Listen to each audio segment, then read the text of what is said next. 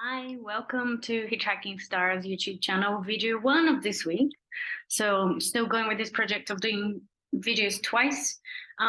Once about tendencies in a chart, any aspect, any specific sign or planet in a sign or planet in relationship to planet that you're curious, that you'd like to know a little bit more, that you'd like to brainstorm. Well, we're going to be exploring. And because astrology is so vast, there's so many possibilities when it comes to this video number one. And video number two, as usual, coming out on Friday. So Friday I'll be talking about the astrological transits for the week, which will be Christmas. Will be like pretty much Christmas. Friday is the 23rd. So it will be a holiday season, holiday time, and we're going to have a look at what the planets are doing around that time. So for now, for today, what I wanted to talk about, really, someone requested to talk about Moon Uranus, which I think is very interesting because right now, on the Monday, 5:54 São Paulo time, the Moon is opposition to Uranus. So the Moon is in Scorpio and Uranus is in Taurus. So we have a kind of a Moon Uranus feeling and energy in the air as well. So what would that aspect be talking about if it was in someone's chart? And the opposition, I mean, I also would include the conjunctions. So if Moon Uranus are very close to each other, or the squares as well, if they're 90 degrees to each other. So that's definitely something that would be included here. Now, with this sort of energy that's a little bit tends to be a little bit disruptive as a transit, as a person, I mean, we can talk about that as well. But as a transit, I just wanted to say that being a highly sensitive person is so interesting. It has taken like a whole new dimension since I've figured out, since I've known, and since I've put a name on it, I've put a kind of an understanding into a lot of the experiences I have as an individual. And so yeah, I mean, I think what I wanted to say before diving into this is like, you know, that I have a natal Saturn in Scorpio, so this Moon Uranus opposition is sort of like picking up my natal Saturn. So there's something personal that gets triggered there for those degrees, right? And that's how astrology works again and again in our charts. But it's so interesting to have this frame, like this way of framing things and experiences and understanding limits as well, or limitations as well as a person. You know, organizing my schedule now is like I can see people in the morning, but I can't really, I need to take the afternoons to rest, or I have to see people in the evening, so I'm going to take the morning to rest and being silent so I can actually deal with, and I don't get completely wiped out and left with no energy. So I'm just saying this to inspire any one of you out there that is an HSP as well, a highly sensitive person, not to feel guilty, like because you need more time or because you need more silence, because it's such a wonderful tool, having the awareness to kind of deal with, you know, these different needs and to sort of plan on them as well. And life can be a bit smoother. It doesn't have to be extremely challenging and intense all the time. So I wanted to share a chart just because we're going to be talking about Moon Uranus, not as a transit, but as a natal aspect as well. And this is what's happening in the sky now. So we've got Moon 9 degrees of Scorpio and Uranus at 15 degrees. So they're kind of coming close to oppose each other. They're sort of heading towards each other for an opposition, 180 degrees with each other.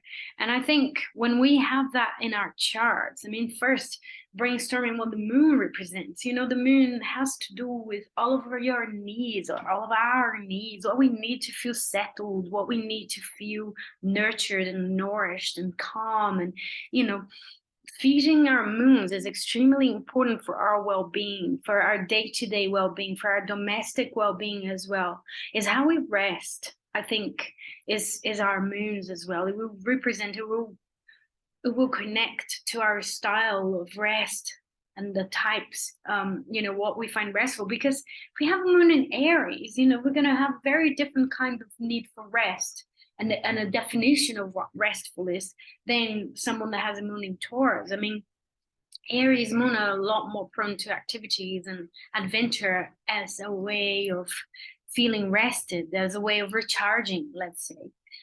Doing something, radical sports and climbing a mountain and that kind of stuff can be really recharging for a moon in Aries, whereas a moon in Taurus classically would rather have a massage and a good, nice comfort, food at home and watch a movie. So it will be talking about our styles. The moon will definitely be talking about our styles, and it's really, really important to get to know your moon really well, because that's something that will definitely, on the long haul, help you with good health, really. Because if you can deal with stress, if you can rest, if you can sleep well, if you can eat well, all of these things are kind of within our moons.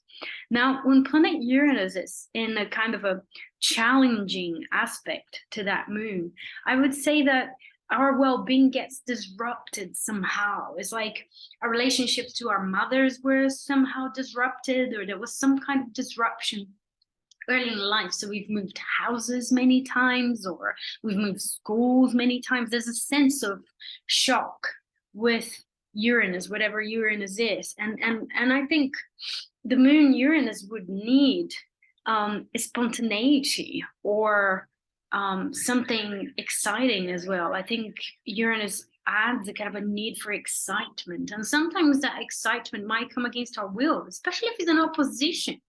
And we tend to project one of the ends. I mean, we have an opposition here, right? So we project in one of the ends of that aspect. And so we tend to attract people that are unpredictable. We're not the people, we're not the ones that believe to be unpredictable, but the people that are coming into our lives behave in an unpredictable manner.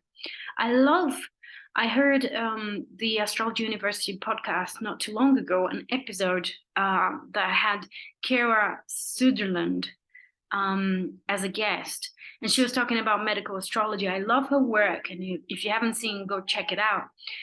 But she was talking about the planets of like pets that we need to tend to, and we need to take out, and we need to look after, or like kids as well at school, like the ones that are more disruptive. If we don't give them attention, then they become even more disruptive. So it's a kind of an interesting take, and it's something that I also see with astrology, that it's almost like the chart is your ecosystem.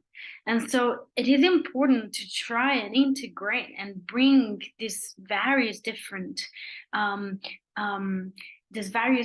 tendencies, these various different impulses that coexist in your psyche out into life in some way.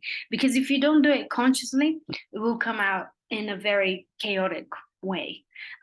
Somehow I think this ties in nicely with the idea of being an HSP, and knowing that you're an HSP and planning ahead and being like, right, I am not going to fill up my whole diary and put a lot of things, or if I do have to have a lot of things on my day, I'm going to take at least like 15-20 days between each appointment, so I can just go in a dark room, close my eyes, and try to recharge. So I think it's a little bit the same with knowing our chart and trying to find venues where we can express that. So venues to express our moon Uranus is having a lot of room to be spontaneous, to do unexpected, unpredictable things within boundaries, right? So if we give a set of boundaries there, you don't need to just walk out on your marriage, or you don't need to have a partner walking out on you or changing their minds on you. You can kind of add that element of unpredictability into your life. Obviously, this is one of the dimensions. Another thing that I go on and on and on about astrology is that astrology symbols are multivalent. They work in various dimensions. We can never encapsulate or pin down into one way. And even in our own charts, we experience in so many different dimensions, depending on how rested we are, how well we are as well. This is all gonna make a difference. And sometimes even if, just the moon is crossing that placement in your chart, I'm having that moon crossing my Saturn, and something gets triggered and something familiar comes up to the surface, right? Some kind of emotional challenge with the Saturn in Scorpio there, for example, for me. So try to think about astrology with this more creative and more flexible perspective where things have all of these different dimensions, and try to brainstorm on which dimensions work for you. How do you want to express that for yourself? I think Uranus works really well for people that are self-employed, people that are their own bosses. So you can come up with your own way of organizing a routine. That's Moon Uranus. You can have breakfast for dinner, and you can have, you know, whatever you want. You can have dessert for breakfast. You can create your world, your daily routine. If you work better at 3 a.m., you can work at 3 a.m. because you work for yourself.